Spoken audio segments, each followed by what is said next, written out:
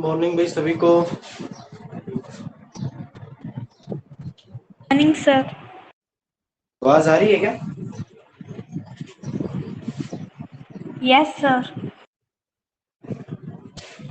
बस 1 मिनट के अंदर हम क्लास शुरू कर रहे हैं। हाँ जी। तो अभी तक 6 बच्चे जुड़े हैं, बाकी अच्छा एक तो पता नहीं क्या रीजन है, सभी बच्चे जुड़ते भी नहीं है। नंबर एक बात यहाँ लाइव क्लास के अंदर, और जो YouTube पे आप वीडियो अपलोड करते हैं उस पे भी नहीं देखते हैं। अब पता नहीं कुछ बच्चों की मेंटेलिटी क्या है। ठीक है, ये कहना नहीं चाहिए लेकिन फिर भी मैं कह रहा हूँ आज आपको। कुछ बच्चों की मेंटेलिटी ऐसी है कि पढ़ाई से ना उनको पता नहीं नफरत सी हो गई है। एक ऐसे हेट पैदा हो गई उनके मन में, पता नहीं वो मेरी क्लास के अंदर हो रहा है या बाकी क्लासेस में वो ऐसा कर रहे हैं। जैसे फॉर एग्जांपल किसी बच्चे से लाइव क्लास अटेंड नहीं किया, देखो 33 बच्चे हैं अपने पास, उनमें से 7 बच्चे यहाँ पर हैं। सपोज करिए ये 7 बच्चे अगर अच्छे से क्लास लगाते हैं तो बाकी जो 26 बच्चे हैं वो ये क्लास नहीं, कोई कारण हो गया मान लो उन्होंने नहीं लगाई ये क्लास, तो वो कम से कम उनको यूट्यूब पे तो देखना चाहिए। आप खुद जाके चैनल के ऊपर जाके देख लीजिए, 11वीं की जो वीडियोस है उन पे व्यूज कितने कितने हैं। किसी पे 2 व्यू हैं, किसी पे 3। मैं आपका नहीं कह रहा, आप तो अगर क्लास लगा रहे हो तो आपको यूट्यूब पे जाने की जरूरत ही नहीं है, क्योंकि आपने तो यहाँ क्लास लगाई है। मैं बाकी बच्चों की बात कर रहा हूँ जो ना तो ये क्लास अटेंड कर रहे हैं और ना ही वो यूट्यूब पर देखने की कोशिश कर रहे हैं। ठीक है, अगर किसी बच्चे के मन में 1% भी ऐसा है कि भाई हम बिना पढ़े, जैसे पहले 10th में हो गए वैसे ही +1 वैसे ही +2 में हो जाएंगे, तो मन से ये चीजें धीरे धीरे आप निकालते रहिए। ठीक है, क्योंकि हर बार ऐसा मौका जो है आपको नहीं मिलने वाला है। एक बार 10th में मिल गया वो मिल गया। अब आगे आप जितनी ज्यादा मेहनत करोगे इस फील्ड के अंदर उतना ही ज्यादा समझ में आएगा। ठीक है, बहुत सारे बच्चे ऐसे भी हैं जो स्किप कर देते हैं क्लास। जैसे फॉर एग्जांपल आज लगा ली, नेक्स्ट क्लास नहीं लगाई, उससे नेक्स्ट लगा ली, उससे नेक्स्ट नहीं लगाई, ऐसे भी करते हैं बहुत सारे बच्चे। थोड़ा सा आप जो है इसको कंट्रोल करके देखिए चीजों को। जितना ज्यादा आप मेहनत करोगे उतना ही ज्यादा धीरे धीरे ये चीजें जो है आप करने की कोशिश खुद करने लग जाओगे। ठीक है, तो आज 14 हो चुकी है, 16 से स्कूल ओपनिंग हो रही है। तो मैंने लास्ट टाइम भी बताया था, अब यहाँ पर कितने बच्चे जुड़े हैं या यूट्यूब पे कितने बच्चे देखने आते हैं मेरे को नहीं मतलब, कॉपी 100% कंप्लीट होनी चाहिए आपकी सभी बच्चों की। ठीक है, जो जो स्कूल के अंदर आएंगे। और दूसरी बात, जो करवाया गया है वो अच्छे से तैयार होना चाहिए आपका। ठीक है, आपका टेस्ट हो सकता है 16 को या आगे भी हो सकता है, तो आप अपनी तैयारी करके आओगे। और आपके कोई भी डाउट्स हैं वो आप ले सकते हो आज जो आपकी ये वीडियो चल रही है उसके अंदर भी, नेक्स्ट जो क्लास होगी उसके अंदर भी। ठीक है, अच्छे से पढ़ोगे भाई तभी बात बनेगी, ऐसा कुछ नहीं। कोई कोई जादू नहीं होता जिससे अपने आप जो है आसानी लग जाए। ठीक है, और प्राउडली नॉन मेडिकल स्टूडेंट या प्राउडली मेडिकल स्टूडेंट लिखने से भी कुछ भी हासिल नहीं होगा, काम करने से होगा। ठीक है, चलिए। तो लास्ट टाइम हमने कुछ प्रॉपर्टी हम पढ़ रहे थे, general characteristics of compounds of alkali metal, यही कर रहे थे ना। अच्छा सभी बच्चे ऐसे नहीं है, मैं फिर रिपीट कर रहा हूँ, सभी बच्चे ऐसे नहीं है, बहुत सारे बच्चे मेहनती भी हैं, बहुत सारे बच्चे टाइम टू टाइम काम भी कर रहे हैं। ठीक है, तो वो भी अप्रिशिएटेड है, बहुत अच्छा है, आप अच्छे से जो है क्लासेस अटेंड कर रहे हो। बाकियों का क्या कहना। ठीक है, चलो। तो लास्ट टाइम हमने एक टॉपिक शुरू किया था, जनरल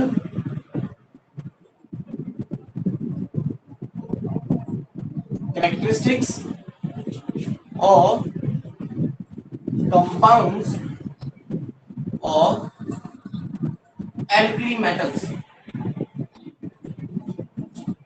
ठीक है, general characteristics of compounds of alkali metal. तो इसमें अपन ने ऑक्साइड हाइड्रोक्साइड कर लिया था, एलाइड भी कर लिए थे। ठीक है, आज हम क्या करने वाले हैं, आज हम करने वाले हैं साल्ट्स ऑफ ऑक्सो एसिड। तो चलिए, ये तीसरी इसके अंदर प्रॉपर्टी या कंपाउंड है, साल्ट्स ऑफ ऑक्सो एसिड। सबसे पहले ये जानते हैं कि ये ऑक्सो एसिड किसे कहते हैं। ठीक है, तो ऐसे एसिड अब सबसे पहली बात, एसिड क्या होते हैं भाई?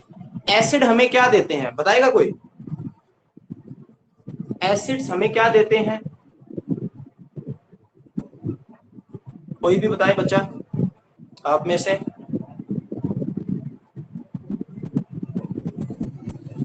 एसिड हमें क्या देते हैं? H plus ion. बिल्कुल सही। तो ध्यान से सुनना, ऑक्सो एसिड किसे कहेंगे?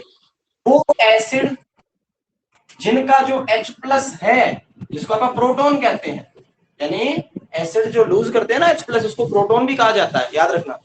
तो वो एसिड जिनका जो H प्लस है, वो किस इन एसिड्स के अंदर, ऑक्सो एसिड्स के अंदर क्या होता है कि जो H प्लस जो वो रिलीज करेंगे ना, वो OH ग्रुप के अंदर प्रेजेंट होता है। यानी जैसे फॉर एग्जांपल, मैं एग्जांपल लेता हूं, जैसे ये देखिए HCl है, HCl ऑक्सो एसिड नहीं है। HCl H प्लस रिलीज कर देता है और Cl माइनस आयन पीछे रह जाता है। ऑक्सो एसिड वो एसिड है जिनमें से ये जो H प्लस निकलेगा ना, ये किससे निकलेगा? OH ग्रुप से निकलेगा, ठीक है। और एक और खास बात, जिस एटम से ये OH लगा हुआ है, उसके साथ एक ऑक्सो ग्रुप भी पाया जाता है ऑक्सो एसिड के अंदर। चलो मैं आपको एक एग्जांपल के साथ बताता हूँ। H2SO4 का नाम सुना होगा आपने? H2SO4 का नाम सुना है? Yes sir. हाँ जी, क्या नाम है उसका? Sulphuric sulphuric acid. Sulphuric acid. जी, फॉर्मूला लिखते हैं आप इस तरीके से H2SO4, ठीक है। अब इसकी स्ट्रक्चर देख लो। स्ट्रक्चर में क्या होता है? S OH OH double bond O double bond O। ये जो डबल बॉन्ड O होता है ना, ये वाला, इसको ऑक्सो ग्रुप कहा जाता है, याद रखना, बहुत जगह आएगा। डबल बॉन्ड O को क्या बोला जाता है? Oxo group. अब ऐसे ऑक्सो एसिड की परिभाषा देख लीजिए, डेफिनेशन देख लीजिए क्या होती है। एक ऐसा एसिड जिसमें जो एसिडिक प्रोटॉन है, यानी जो H प्लस है, वो कहां से निकलेगा, किसमें प्रेजेंट है? वो OH के अंदर। यानी अगर ये H प्लस रिलीज करेगा ना, तो इस OH वाला जो H प्लस है वही रिलीज करेगा, ठीक है। और दूसरी खास बात, जिस एटम के साथ ये OH लगा हुआ है, उसके साथ एक ऑक्सो ग्रुप भी लगा हुआ है। इस टाइप के जो एसिड होते हैं उनको आप ऑक्सो एसिड कहते हैं। H2SO4 इसका एग्जांपल है। एक और एग्जांपल मैं आपको देता हूं, H2CO3, ये भी इसका एग्जांपल है। ये कार्बोनिक एसिड है, ठीक है। कैसे रिप्रेजेंट करते हैं इसको? C, इधर भी OH, इधर भी OH, इधर डबल बॉन्ड O। ये है आपका कार्बोनिक एसिड। अब बताइए ये ऑक्सो एसिड है या नहीं? बताइए, शाबाश। ये ऑक्सो एसिड है या नहीं है? क्या ये दोनों कंडीशन सेटिस्फाई कर रहा है?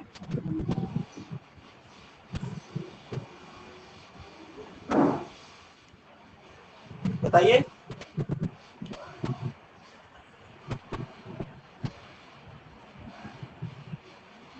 ये क्या ऑक्सो एसिड है क्या? Carbonic acid yes sir. है। क्यों? क्योंकि इसमें से भी जो H प्लस जो निकलने वाला है, वो किस में प्रेजेंट है? इस फॉर्म में प्रेजेंट है, OH ग्रुप की फॉर्म में वो प्रेजेंट है, ठीक है। या आप ऐसे भी कह सकते हो कि जो एसिडिक प्रोटॉन है, यानी जो H प्लस है, वो इसमें कहां से निकलेगा? OH से निकलेगा, नंबर एक बात। दूसरा, OH जिस एटम से जुड़ा हुआ है, उसके साथ ऑक्सो ग्रुप भी लगा हुआ है, ये so this is a oxo acid. एक और एग्जांपल लेते हैं, और कौन सा होगा? हाँ, HI, ये आपका आयोडिक एसिड है भाई। बताइए, क्या ये ऑक्सो एसिड है क्या?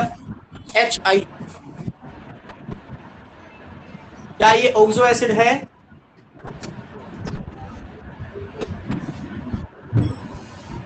नहीं है। Is it oxo acid? No, no, नहीं। क्यों नहीं है? क्योंकि इसमें जो H प्लस निकलेगा वो OH ग्रुप की फॉर्म में प्रेजेंट नहीं है, और दूसरा कोई ऑक्सो ग्रुप भी इस कंपाउंड में नहीं है। That's mean this is not a oxo acid. तो अब आपको ऑक्सो एसिड क्लियर हो चुका है किसे कहते हैं, ठीक है। अब देखिए अपना टॉपिक क्या है, साल्ट ऑफ ऑक्सो एसिड। अब इसमें ये क्या कह रहा है कि जो एल्कली मेटल्स होते हैं वो सभी ऑक्सो एसिड्स के साथ रिएक्ट करके साल्ट की फॉर्मेशन करते हैं। यानी अभी अभी आपने जितने भी ऑक्सो एसिड देखे उन सभी के साथ एल्कली मेटल्स रिएक्ट करती हैं और रिएक्ट करके क्या बनाती हैं, साल्ट्स की फॉर्मेशन करती है। ये जो साल्ट होते हैं ना, एल्कली मेटल के साल्ट जो ये फॉर्म करते हैं किसके साथ, ऑक्सो एसिड्स के साथ। भाई अंकित अपना ऑडियो ऑफ करें। हाँ, ये जो एल्कली मेटल्स हैं ये ऑक्सो एसिड्स के साथ जो साल्ट बनाती है ना, उनकी प्रॉपर्टीज देखिए। प्रॉपर्टीज ये है कि ये भाई जनरली सोल्यूबल होती हैं पानी में सोल्यूबल होते हैं साल्ट, और दूसरा ये थर्मली स्टेबल भी होते हैं। यानी एल्कली मेटल ऑक्सो एसिड्स के साथ जो साल्ट बनाती हैं वो पानी में सोल्यूबल भी होते हैं और वो स्टेबल भी होते हैं। ठीक है, फिर ये कह रहा है कि इनके जो कार्बोनेट और हाइड्रोजन कार्बोनेट्स होते हैं वो हाईली स्टेबल होते हैं टू द हीट। ठीक है, चलिए mainly alkali metal oxo acid के साथ रिएक्ट करके जो साल्ट बनाती हैं वो पानी में सोल्यूबल होते हैं और वो हीट को स्टेबल भी होते हैं। कुछ साल्ट जैसे कि कार्बोनेट को कैसे रिप्रेजेंट किया जाता है, एल्कली मेटल एम पे पॉजिटिव चार्ज है, कार्बोनेट पे क्या चार्ज है कोई बताएगा, CO3 होता है कार्बोनेट पे चार्ज क्या होता है, याद है किसी को, 10th वालों?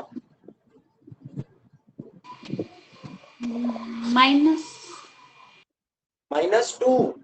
CO3 पे चार्ज होता है -2, तो M कितने लगेंगे यहाँ पर, इस पे -2 चार्ज है तो M कितने लगेंगे, M2 सर। 2। बिल्कुल सही। So this is metal carbonate, जो आपने 10th में भी पढ़े हैं, मेटल कार्बोनेट। ठीक है, ये एक एग्जांपल है किसका, एल्कली मेटल्स के साल्ट्स का, जो ये फॉर्म करते हैं किसके साथ रिएक्ट करके, ऑक्सो एसिड्स के साथ। अच्छा, एक मेटल हाइड्रोजन कार्बोनेट भी होता है, उसका फॉर्मूला है MHCO3। देखिए मेटल हाइड्रोजन कार्बोनेट, यहाँ क्या हुआ, यहाँ मेटल का पॉजिटिव चार्ज और हाइड्रोजन का पॉजिटिव चार्ज दोनों कितने हो गए, +2, और कार्बोनेट पे क्या चार्ज है, -2। This is known as metal bicarbonate या फिर मेटल हाइड्रोजन कार्बोनेट, दोनों इसी के नाम है। तो ये कहता है कि ये जो साल्ट बनते हैं एल्कली मेटल्स के, मेटल कार्बोनेट और मेटल हाइड्रोजन कार्बोनेट, ये हाईली स्टेबल होते हैं टू द हीट को ये काफी ज्यादा सहन कर लेते हैं, काफी ज्यादा ये स्टेबल होते हैं। ठीक है, फिर क्या कह रहा है, is the electropositive character increase down the group, stability of the carbonate and bicarbonate increases। अच्छा, सिंपल सा क्वेश्चन पूछूंगा, जिसको आंसर आता हो वो बताए। कार्बोनेट जो होता है ना, CO3-2 आयन, वो साइज में बड़ा होता है। CO3-2 आयन जो है वो साइज में बड़ा है, साइज में लार्ज है। ठीक है, आपसे क्वेश्चन ये है कि इस कार्बोनेट के साथ कौन सा केटायन स्टेबल कंपाउंड बनाएगा, लिथियम प्लस या फिर सीजियम प्लस, आंसर दीजिए। कौन कार्बोनेट के साथ स्टेबल कंपाउंड्स की फॉर्मेशन करेगा, लिथियम या फिर सीजियम? Lithium sir.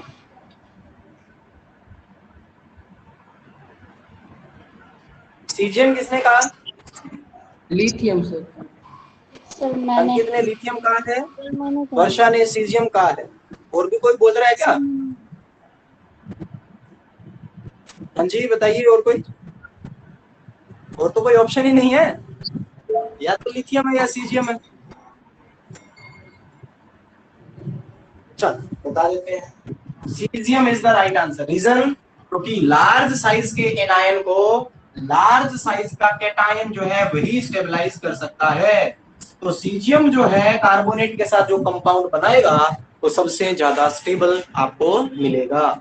लिथियम का कंपाउंड कार्बोनेट के साथ सबसे कम स्टेबल होता है। ठीक है, अच्छा आगे बात भी आ गई, लिथियम को याद किया और लिथियम की आगे बात भी आ चुकी है। क्या ये कहता है कि हमें सभी को पता है कि जैसे आपने देखा होगा शादी वगैरह होती है, उसमें कुछ 1-2 फूफा जी होते हैं, वो नाराजी होते हैं।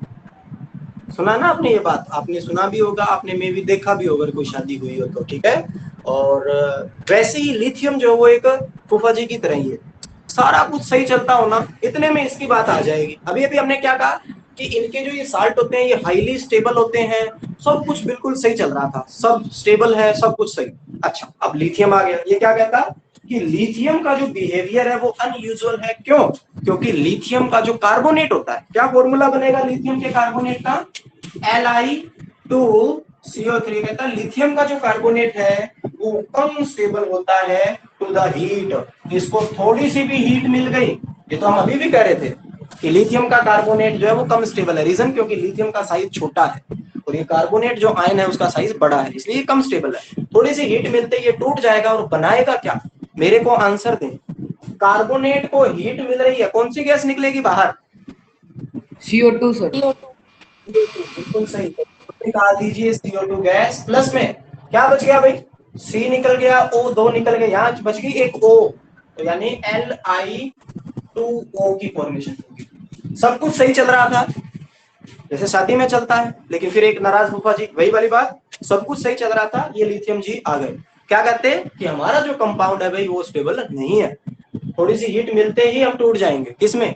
Li2O के अंदर और CO2 के अंदर। और ये एक फैक्ट है, ये नेचर के अंदर फैक्ट है कि अगर कोई चीज स्टेबल नहीं है तो वो स्टेबल होना चाहती है।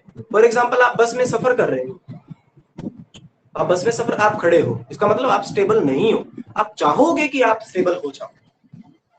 ठीक है, ये नेचर का एक रूल है, ये स्टेबल नहीं है कंपाउंड। लिथियम चाहेगा कि भाई इसको तोड़ करके बनाना पड़ जाए, लेकिन एक ऐसा कंपाउंड बनाए जो क्या है? स्टेबल है। ठीक है, और क्या कह रहा है ये? फिर ये एक और इंटरेस्टिंग बात बता रहा है कि जो लिथियम का बाई कार्बोनेट है यानी LiHCO3, ये सॉलिड स्टेट में एग्जिस्ट ही नहीं करता है, सॉलिड स्टेट में एग्जिस्ट ही नहीं करता। ये दो बातें बहुत इंपॉर्टेंट है। एक, लिथियम का कार्बोनेट हीट मिलते ही टूट जाएगा Li2O और CO2 में, और दूसरा ये जो आपका लिथियम का बाई कार्बोनेट है वो भी एग्जिस्ट नहीं करता है सॉलिड स्टेट के अंदर। मैंने अभी बताया आपको ये क्यों स्टेबल नहीं है ऊपर वाला, क्योंकि लिथियम का साइज जो है वो छोटा है और कार्बोनेट जो एनायन है उसका साइज काफी बड़ा है। ठीक है, बाकी जो कार्बोनेट्स हैं वो ठीक ठाक स्टेबल है भाई, बाकी जो कार्बोनेट्स हैं वो ठीक ठाक स्टेबल हैं। बाकी अगर बाकियों के बाई कार्बोनेट्स को भी आप हीट दोगे तो वो भी डिकम्पोज हो जाएंगे और क्या बनाएंगे? थोड़ा क्वेश्चन है मेरा, इसका बाई कार्बोनेट तो सॉलिड स्टेट में एग्जिस्ट नहीं करता, लेकिन बाकियों का जो बाई कार्बोनेट है उसको अगर बहुत ज्यादा हीट दे देंगे ना तो वो भी टूट जाएगा। कैसे? ये देखिए MHCO3, ये है सभी मेटल्स का बाई कार्बोनेट। पापा इसको हीट दे रहे हैं, बताओ भाई क्या क्या बनेगा? बताइए क्या क्या बनेगा? अगर किसी ने last year soda, washing soda वगैरह अगर वो पढ़ा है तो थोड़ा सा याद करके बताइए मेरे को।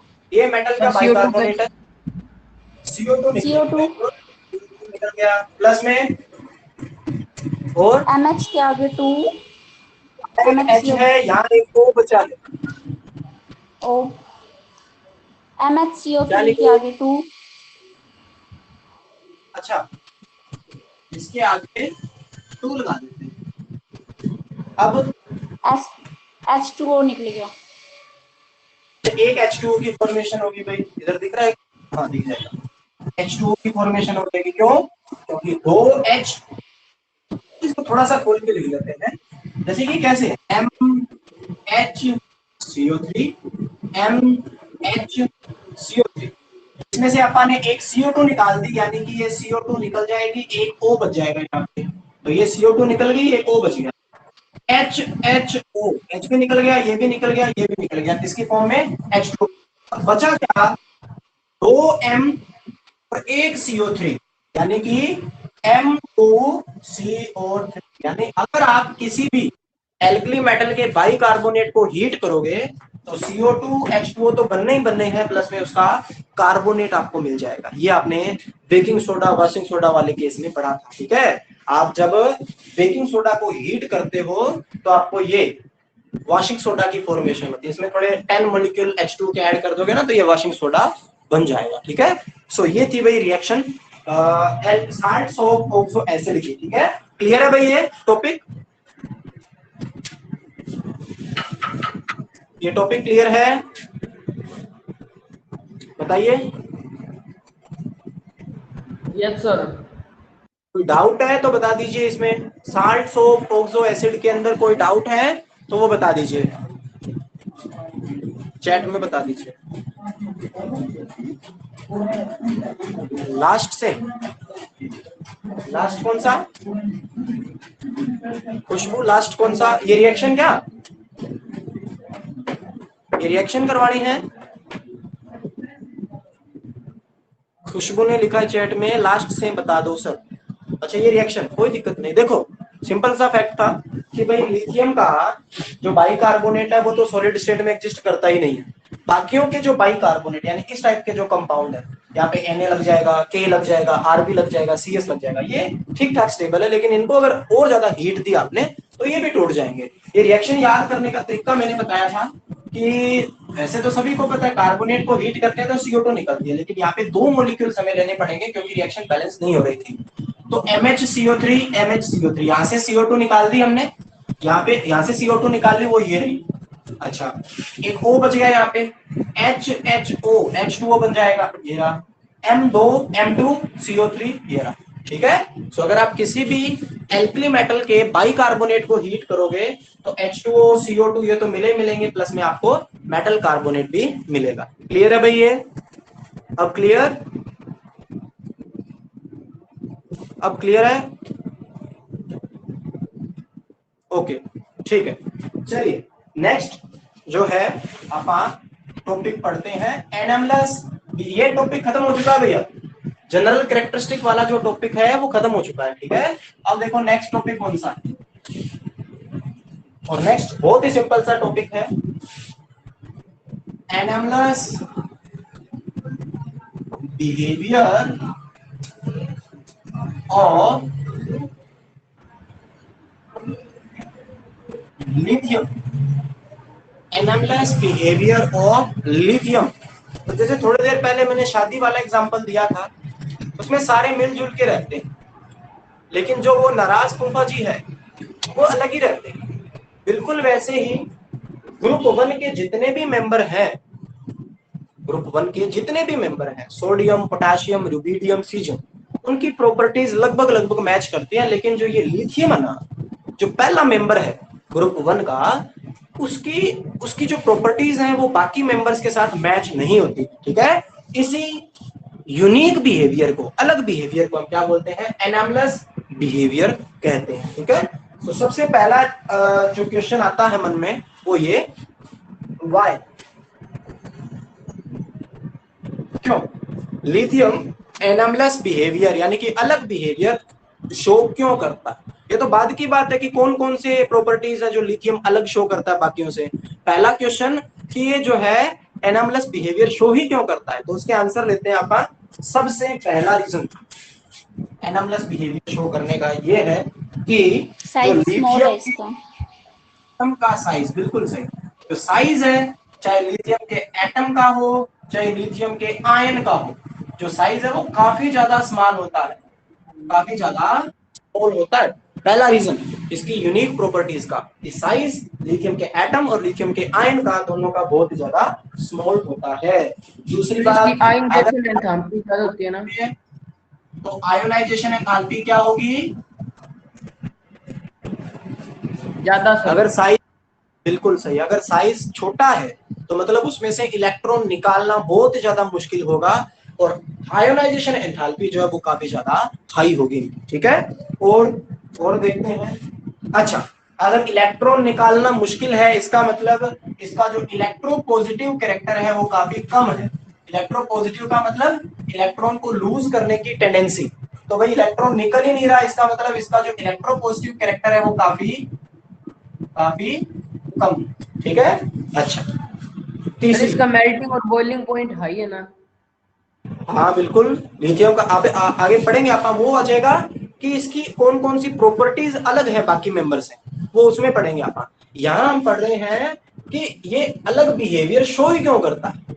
ठीक है। ये भी आ जाएगा वहां पे, उसमें ये भी लिख सकते हो, कोई बड़ी बात नहीं है। High ionization enthalpy, electropositive character इसका काफी कम होता है। ठीक है। अच्छा, तीसरा छोटा साइज होने की वजह से, मैंने आपको बताया था कि लिथियम का साइज छोटा है और उसमें चार्ज पॉजिटिव है। अब सोच के देखिए थोड़ा, एक तो सीजियम पे पॉजिटिव चार्ज, एक लिथियम पे पॉजिटिव चार्ज, किसके अराउंड स्ट्रॉन्ग पॉजिटिव फील्ड है, कोई बताएगा? एक पॉजिटिव चार्ज लिथियम। लिथियम पे, एक पॉजिटिव लिथियम। Charge caesium. बिल्कुल सही। लिथियम जो है उसके अराउंड स्ट्रॉन्ग पॉजिटिव फील्ड है। रीजन, क्योंकि साइज बाय चार्ज रेशियो जो है, या चार्ज बाय साइज जो भी है, वो लिथियम के केस में ज्यादा होगा। चार्ज तो दोनों पे सेम है लेकिन इसका साइज छोटा है, तो इसका मतलब इस पे पॉजिटिव चार्ज काफी ज्यादा है। Due to this strong positive field, इस लिथियम की जो पोलराइजिंग पावर होती है, पोलराइजिंग पावर होती है वो काफी ज्यादा हाई होती है। याद करिए मैंने बताया था लिथियम आयोडाइड के केस में, लिथियम पॉजिटिव है, आयोडाइड नेगेटिव है। लिथियम का साइज छोटा है, आयोडाइड का साइज बड़ा है। ये लिथियम का जो आयन है, ये आयोडाइड के आयन का जो इलेक्ट्रॉन क्लाउड है ना, उसको अपनी तरफ खींचने की कोशिश करता है। ये क्यों खींच रहा है भाई? क्योंकि इस पे स्ट्रॉन्ग पॉजिटिव फील्ड है, मतलब इलेक्ट्रॉन की कमी है, और ये इस इलेक्ट्रॉन क्लाउड को अपनी तरफ खींचता है। इसी खींचने को क्या बोलते हैं? पोलराइजेशन। जितना छोटा केटाइन का साइज होगा उतनी ही हाई उसकी पोलराइजिंग पावर होगी। ठीक है, याद रखना ये, जितना छोटा साइज होगा केटाइन का, उसकी पोलराइज, इसको आप हाइड्रेशन के साथ जोड़ दो। जैसे जितना छोटा साइज उतनी ज्यादा हाइड्रेशन एनर्जी, वैसे जितना छोटा साइज होगा केटाइन का उसकी उतनी ही ज्यादा पोलराइजिंग पावर भी होगी। यानी एक एनायन के इलेक्ट्रॉन क्लाउड को अपनी तरफ खींचने की जो पावर है वो भी उतनी ही ज्यादा होगी। ठीक है, अच्छा ये हो गया भाई। और इस वजह से होता क्या है ये बताना तो भूल गया। जनरली जो एल्कली मेटल्स होते हैं उनके कंपाउंड होते हैं जी आयनिक, लेकिन लिथियम की पोलराइजिंग पावर ज्यादा होने की वजह से ये इस इलेक्ट्रॉन क्लाउड को अपनी तरफ खींचता है। अब जब ये इलेक्ट्रॉन क्लाउड थोड़ा सा इधर आएगा तो इलेक्ट्रॉन आने की वजह से इसका ये पॉजिटिव चार्ज कम हो जाएगा और इसका नेगेटिव चार्ज कम हो जाएगा। इनपे पॉजिटिव नेगेटिव था क्यों? क्योंकि इस पे इलेक्ट्रॉन की कमी थी और इसके पास इलेक्ट्रॉन ज्यादा थे। अब अगर ये इससे इलेक्ट्रॉन अपनी तरफ खींच लेता है तो इसका पॉजिटिव चार्ज खत्म हो जाएगा या कम हो जाएगा, इसका नेगेटिव चार्ज कम हो जाएगा। जब पॉजिटिव नेगेटिव चार्ज कम हो जाता है इसका मतलब कंपाउंड का आयनिक कैरेक्टर कम हो जाता है और कोवेलेंट कैरेक्टर बढ़ जाता है। कोवेलेंट कैरेक्टर बढ़ जाता है। आपने देखा होगा कार्बन के जितने भी कंपाउंड होते हैं कोई पॉजिटिव नेगेटिव नहीं होता, वो कोवेलेंट कंपाउंड होते हैं, लेकिन जिन पे पॉजिटिव नेगेटिव होता है वो आयनिक कंपाउंड होते हैं। Due to polarizing power, high polarizing power of lithium ion, ये जो पोलराइजिंग पावर ज्यादा है इसकी वजह से ये इसके इलेक्ट्रॉन क्लाउड को अपनी तरफ खींचेगा, जिससे दोनों आयन्स का जो चार्ज है वो काफी कम हो जाएगा। इसी की वजह से लिथियम के जो कंपाउंड होते हैं उनके अंदर कौन सा कैरेक्टर देखने को मिलता है? कोवेलेंट कैरेक्टर देखने को मिलता है। ठीक है, चौथी बहुत ही इंटरेस्टिंग बात, बहुत ही इंटरेस्टिंग बात कि लिथियम के पास कोई वैकेंट डी ऑर्बिटल नहीं पाए जाते। वैकेंट का मतलब क्या होता है भाई?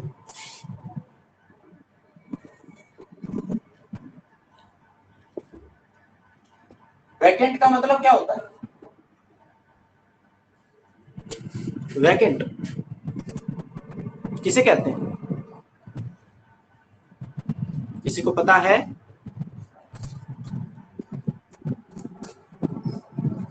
वैकेंट का मतलब होता है खाली, एम्प्टी जिसको कहते हैं। ठीक है, अब चलो देखो लिथियम की इलेक्ट्रॉनिक कॉन्फ़िगरेशन बताएगा कोई? कोई भी?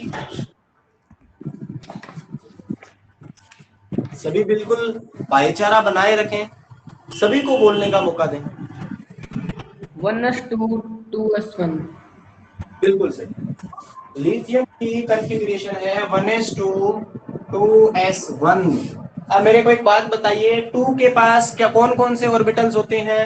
2 के पास s होता है, 2 के पास p होता है। अगर आपसे कोई पूछे ना कि लिथियम के पास क्या 2p ऑर्बिटल है तो आप कहोगे बिल्कुल है, क्योंकि उसके पास दूसरी शेल है, दूसरी शेल के पास s भी होता है और p भी होता है। हाँ, लिथियम में 2p जो है वो खाली है बिल्कुल, यानी लिथियम के पास 2p है लेकिन वो वैकेंट है, खाली है। लेकिन बात हो रही है कि लिथियम के पास d ऑर्बिटल नहीं होते, बिल्कुल नहीं होते। सही बात है, क्यों? क्योंकि 2 के पास d ऑर्बिटल होते ही नहीं। इसका मतलब लिथियम के पास कोई वैकेंट डी ऑर्बिटल नहीं पाए जाते। अब बात आती है कि अब बाकियों के पास है, तो चलिए चेक करते हैं। सोडियम की कॉन्फ़िगरेशन बताना जरा, लिथियम से जस्ट नीचे वाला एलिमेंट है सोडियम, कॉन्फ़िगरेशन बताना इसकी। 1s2 3s 2s1। अच्छा वो वैसे बता दो ना नोबल गैस के हिसाब से, यही है, यस सर। यही है ना, नियोन, नियोन के बाद 3s1। अच्छा 3 के पास कौन कौन से ऑर्बिटल होते हैं बताएगा कोई? 3s, 3p और 3d, बिल्कुल सही, 3d भी होता है। इसका मतलब अगर कोई पूछे आपसे कि सोडियम के पास क्या 3p है, तो आप कहोगे बिल्कुल है लेकिन खाली है। क्या 3d है? बिल्कुल है लेकिन क्या है? खाली है। इससे नीचे जितने भी एलिमेंट है लिथियम से नीचे, सभी के पास वैकेंट डी ऑर्बिटल पाए जाते हैं। सिर्फ बेचारा एक लिथियम है जिसके पास ये नहीं है।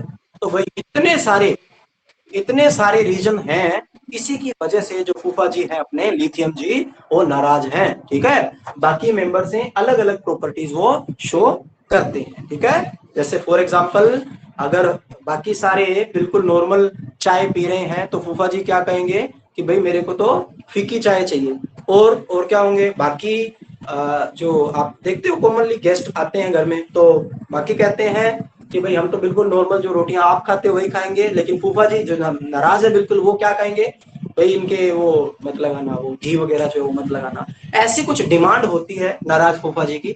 वैसे ही ये जो लिथियम है उसकी भी अलग अलग प्रॉपर्टीज जो है आपको देखने को मिलती है। अब आप वो प्रॉपर्टीज देखिए फटाफट कि कौन कौन सी प्रॉपर्टीज है जो लिथियम अलग शो करता है बाकी मेंबर्स से। चल देखते हैं। तो इसको आपने ब्रॉडली दो पार्ट्स में डिवाइड कर लेना, पहला रीजन कि क्यों इसका यूनिक बिहेवियर है, और दूसरा क्या क्या प्रॉपर्टीज है। ठीक है, तो सबसे पहली प्रॉपर्टी मैं फटाफट बता देता हूँ, ये बोल के आपको पढ़ने वाली बात है सारी की सारी। सबसे पहली प्रॉपर्टी है कि जो लिथियम है वो सभी एल्कली मेटल्स में सबसे हार्डेस्ट होता है due to its small size. इसके स्मॉल साइज होने की वजह से ये हार्डेस्ट है सभी में। दूसरा, इसके जो मेल्टिंग और बॉइलिंग पॉइंट है वो भी बहुत ज्यादा हाई होते हैं। याद कीजिए मैंने कहा था कि बड़े साइज के जो एटम्स हैं वो होने की वजह से इनकी पेकिंग जो है वो कम होती है। सभी एल्कली मेटल की प्रॉपर्टी जब मैं करवा रहा था आपको, तब मैंने बताया था कि एल्कली मेटल्स का मेल्टिंग पॉइंट और बॉइलिंग पॉइंट लो होता है क्योंकि इनका साइज जो है काफी बड़ा होता है। साइज बड़ा होने की वजह से इनकी पेकिंग जो है वो अच्छी नहीं हो पाती, इसी की वजह से इनका मेल्टिंग और बॉइलिंग पॉइंट कम होता है। लेकिन लिथियम का साइज छोटा है, इसका मतलब इसमें पेकिंग अच्छी हो सकती है, इसीलिए लिथियम का मेल्टिंग पॉइंट और बॉइलिंग पॉइंट काफी हाई होता है। तीसरी बात, लिथियम बहुत ही कम रिएक्टिव है as compare to other metal. Simple सी बात है, मेटल्स की अगर आपको रिएक्टिविटी जाननी है तो आप सीधा जाइए उनके आयोनाइजेशन एंथैल्पी पर। अगर किसी की आयोनाइजेशन एंथैल्पी कम है इसका मतलब वो काफी ज्यादा रिएक्टिव है। लिथियम में से इलेक्ट्रॉन निकालना बहुत ही मुश्किल है, इसका मतलब उसकी रिएक्टिविटी क्या होगी, कम होगी। फिर एक और इंपॉर्टेंट बात, लिथियम का साइज छोटा है इसका मतलब वो हाईली हाइड्रेटेड होता है। और लिथियम के जो क्लोराइड होते हैं ना, ये देखिए लिथियम का जो क्लोराइड होता है वो हाइड्रेटेड होता है, इसका मतलब वो हाइड्रेट्स की फॉर्मेशन करता है। इसके साथ दो मॉलिक्यूल पानी के जो है वो लगे हुए ही होते हैं। रीजन क्या है लिथियम के क्लोराइड का हाइड्रेटेड होने का? रीजन क्या है, लिथियम का छोटा साइज, स्मॉल साइज। बाकी जो एटम्स हैं, बाकी जो एलिमेंट्स हैं इस ग्रुप के, उनके जो क्लोराइड है वो हाइड्रेटेड नहीं होते क्योंकि बाकियों का साइज बड़ा है, इसका साइज छोटा है, इसकी वजह से इसके जो क्लोराइड है और भी अदर कंपाउंड्स इसके क्या होते हैं, हाइड्रेटेड होते हैं। ठीक है, अच्छा ये तो आपने पहले ही देख लिया था कि जो लिथियम का बाइकार्बोनेट है वो सॉलिड स्टेट के अंदर नहीं पाया जाता, बाकियों के जो बाइकार्बोनेट्स हैं वो सॉलिड स्टेट में पाए जाते हैं। फिर नेक्स्ट है, लिथियम सिर्फ मोनोऑक्साइड बनाता है Li2O, सोडियम परऑक्साइड बनाता है Na2O2, और जो आपका बाकी मेंबर्स है KrPCS वो क्या बनाते हैं भाई, वो क्या बनाते हैं, lithium monoxide, sodium peroxide, super oxide. जी सुपर ऑक्साइड, सुपर बिल्कुल सही। ऑक्साइड। बाकी है वो ये वाले बनाते हैं सुपर ऑक्साइड्स। ठीक है, वेरी गुड। अच्छा नेक्स्ट क्या कह रहा है, लिथियम के जो कंपाउंड्स होते हैं उनका आयनिक कैरेक्टर काफी कम होता है, हम जानते हैं और मानते भी हैं। अभी अभी बता के हटा, लिथियम की पोलराइजिंग पावर ज्यादा होती है, उसकी वजह से आयनिक कैरेक्टर कम हो जाता है और कोवलेंट कैरेक्टर जो है वो ज्यादा हो जाता है। ठीक है, हाँ ये खास बात है भाई, लिथियम नाइट्रोजन के साथ रिएक्ट करके एक कंपाउंड बनाता है जिसको हम कहते हैं लिथियम नाइट्राइड। लिथियम नाइट्राइड, इस एन पे -3 चार्ज है, इसीलिए 3 लिथियम के एटम लगे हैं। बैलेंस करने के लिए आप यहाँ पे 6 लगाओगे और यहाँ पे आप 2 लगाओगे। तो लिथियम जो है अकेला एल्कली मेटल्स में से सिर्फ लिथियम छोटा साइज होने की वजह से वो नाइट्रोजन के साथ रिएक्ट करके लिथियम नाइट्राइड की फॉर्मेशन करता है, याद रखना ये, ठीक है। और क्या है, लिथियम के जो हाइड्रोक्साइड है, लिथियम का हाइड्रोक्साइड LiOH और लिथियम के कार्बोनेट Li2CO3, ये दोनों के दोनों अनस्टेबल होते हैं। हीट देने पर ये दोनों के दोनों टूट जाएंगे। ये रिएक्शन तो आपने देख ली है, ये रिएक्शन देख लीजिए। LiOH को जब थोड़ी सी हीट मिलेगी तो ये भी टूट जाएगा, किसमें, में H2O के अंदर। यानी लिथियम के जो कंपाउंड है वो काफी ज्यादा अनस्टेबल होते हैं, वो डिकम्पोज हो जाते हैं इजीली हीट करने। फिर क्या लिख रखा है, एक दो प्रॉपर्टीज और बस फटाफट देख लेते हैं। लिथियम का जो हाइड्राइड है वो सबसे ज्यादा स्टेबल होता है भाई, अगर आपको याद हो। लिथियम का हाइड्राइड, दोनों का साइज कंपेरेबल है Li और H का, तो इसकी वजह से लिथियम का हाइड्राइड हाईली स्टेबल होता है। फिर हाइड्रोक्साइड्स, ये तो मैंने आपको बताया था, आपसे पूछा भी था कि कौन सा ज्यादा बेसिक है, अगर आपको याद हो LiOH और CSOH में से सबसे ज्यादा बेसिक कौन सा है, आपने आंसर भी दिया था, कौन सा सबसे ज्यादा बेसिक है इन दोनों में से, कौन सा ज्यादा बेसिक है? Lithium LiOH। बेसिक, बेसिक ज्यादा कौन सा जो इजीली OH माइनस दे दे, इजीली OH कौन देगा, सीजियम, साइज बड़ा है भाई इसका, OH इजीली टूट जाएगा। लिथियम का साइज छोटा है, ये इसको बांध के रखेगा, जाने ही नहीं देगा। तो ये ज्यादा बेसिक, और आप कहोगे कि लिथियम का जो हाइड्रोक्साइड है उसका बेसिक कैरेक्टर काफी ज्यादा कम होता है, ठीक है।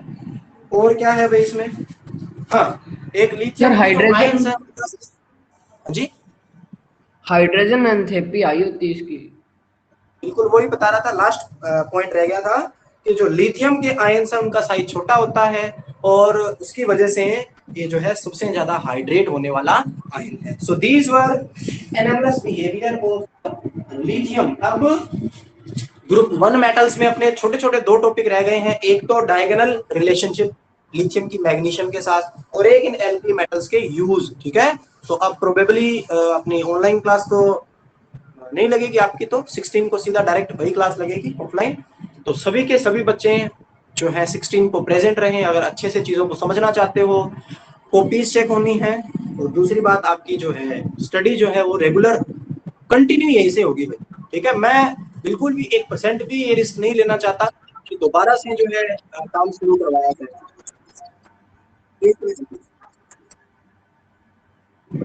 ठीक है। तो चलिए फिर आज हम इतना ही करेंगे, बाकी काम जो है वो नेक्स्ट क्लास यानी ऑफलाइन क्लास में देखेंगे।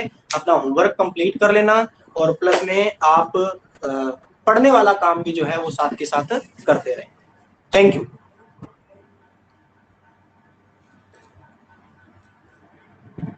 आप लीव कर सकते हो, क्लास एंड हो चुकी है, लीव कर सकते हो। थैंक यू जुड़ने के लिए। ओके।